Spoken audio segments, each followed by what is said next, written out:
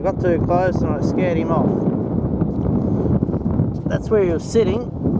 Could you imagine anything more uncomfortable than that? I probably did him a favour. Anyway, he's gone off back that way towards the caravan park somewhere.